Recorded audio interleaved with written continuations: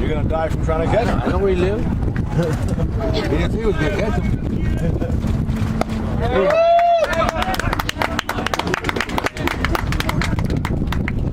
Good boy, Chris.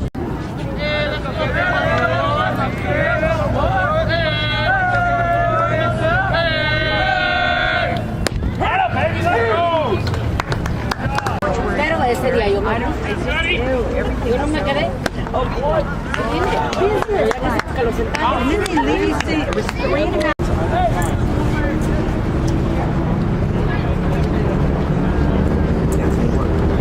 Thank you. Hello. Oh boy. Hide that sign, Chris.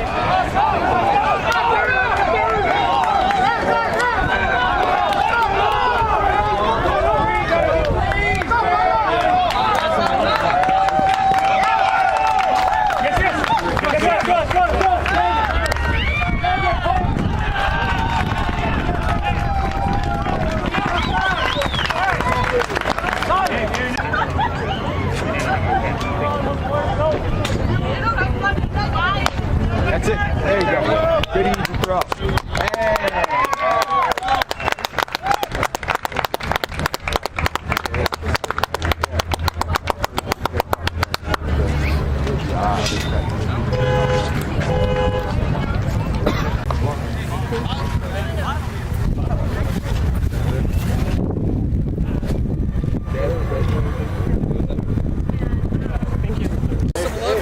Yeah.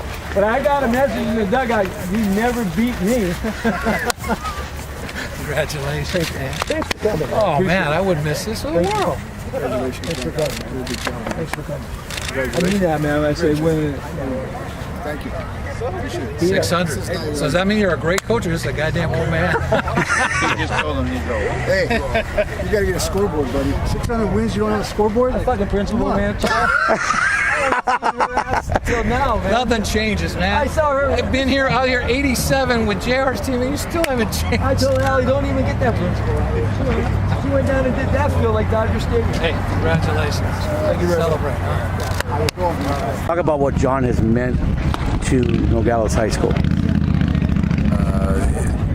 He has meant, let me see, more than anything, he's probably been the image, our image in the paper and to all the people in the area. And John's been like, he is Nogales High School when it comes to baseball and when it comes to sports around here. Boys, you remember your first encounter with John? Never pleasant when your first encounter with John. But I coached his freshman baseball team for 10 years, and it was learned a lot from John, from just coaching, being around him. And now he's just a great friend. And he takes a lot of good nature ribbon from us, but he's done a great job. And 600 is a great milestone. And he'll do more. What has he meant to you? John's just been a great friend. College teammate. We went to school together in college, so I met him, and then kept in touch over the years.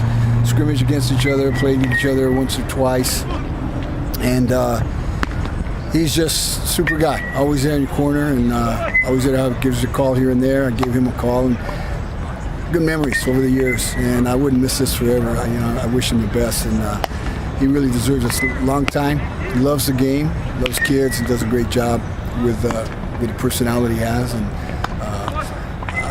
I just so many memories, so many funny things, we go back on and stuff. But I'll tell you the one thing I got from him, and probably in I believe it was 1984, right in that year, right in those years, I gave him a call and I says, "Hey John, I need some help on working situations. How do you run your situation?" Gave me a great tip, using the tee with situations, using the batting tees. I used it ever since, and our defense went up dramatically. It was really a good tool. Good idea. Get guys doing live running off the tee, and made it a little bit more realistic. So things like that we shared. And super guy. I wish him the best, and that's why I'm here. Anthony, thank you. Quickly, just talk about John. I've known Johnny. Actually, I met him about 5-6 years ago, and the first time I ever met him, he started to give me advice. And I wasn't a young coach, but I knew he's a much older coach. And some of the advice he gave me, I still use it today. And it was just unbelievable that he'd take a moment to give me some advice on what to do with former players and how to treat these modern players. So it's been invaluable. What has his impact of the Valley been in your estimation? John's? Yeah. It's going to take us a while to process. Right. But it's just what I love about it. He's an on-campus guy. He's been at one campus the whole time, and it's kind of what I'm trying to do myself. As we move into these travel ball coaches and we move into all these weirdness with these baseball players, he's kind of the one guy. And there's guys over here in the Valley that are they're staying on campus. They're teachers first, and they're coaches second. What brought you out here today, Glenn? Oh, John, him and I go back, as I mentioned. My first experience with John was in a playoff game in 1987. J.R. Phillips Jr., one of my better teams, and first time I met John, we played, we battled. We played a number of times in the playoffs. Being from the area, you knew John. Then, strange things, how circle back. And so then I get a job at the CI office. And who's on my advisory committee? Who's one of the first people calling me? John Romano. So, what has he meant to the area?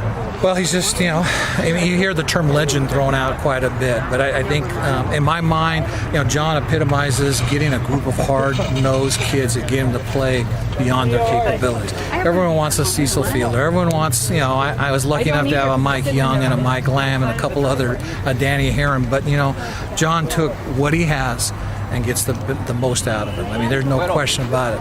When you think of a John Romano team, you think hardcore, kids that battle to the very end, that do all the little things. I mean, some of the things you don't necessarily see a lot now in high school baseball with travel teams and stuff like that. So that's what it comes to mind when I think of John. Glenn, just talk about John's impact to Nogales. Romano is a legacy, not only in his own mind, but to a lot of people in a lot of generations. I've only been here 7 years, and I'm a mother of a freshman ball player here, and every kid who comes through our school and every student who shows an interest in baseball, he's there from the very beginning to show them the foundation and to create that passion and create that commitment. And, school is academics, but a better student is wrapped up in athletics and a scholar athlete, and that's what John has always promoted. And I can't even begin to rattle off all the names of the lives he's impacted, but not only that particular life, but the ripple in the pond, because I have had fathers and older boys come back and say, because of Romano, da-da-da-da-da. Right. And you know what? That is, you just can't even begin to measure a man's worth. But by what they do and what they pay forward to the next generation. So as a principal, I couldn't be any prouder, but I did nothing other than to assure him, I guess he doesn't have to worry about being fired. Talk about John. You've been with him the longest. He probably worked you the hardest. Just talk about what he's meant to you as a coach. You know what? He's just had a lot of success at this place, and it means a lot. You know, I wouldn't be the kind of person I am today without working with him. Got to be a tough-nailed person to work and play for him. And hopefully these kids, like I said before, they'll learn life lessons from hard work, and they'll be productive in society. He's been very productive here in the school, and it's a tough school to be at. And, to get some success here like he has over the course of his career is an amazing thing. We try to play the game right, first of all. But first, the most important thing, if nothing gets written today, I want to thank everybody that ever played for me. Because in order to play for me, you had to be unselfish. And I was able to create a nice career by making people become unselfish. The second thing is, if I didn't have baseball in my life, I don't know what I would have done. I might not have had a very good life. So baseball, my family, my wife over there, Therese, and just the fact that all of these kids came for so many years to be so unselfish to play for me. Okay. This is Nate. This is great. I love it. I'm pleased. Without baseball, I probably would have been fucking selling oranges on the street. But I'll tell you this, guys. I'll tell you what.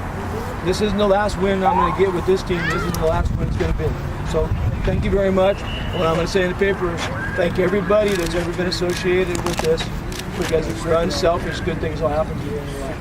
All right? Give me a hand, boys.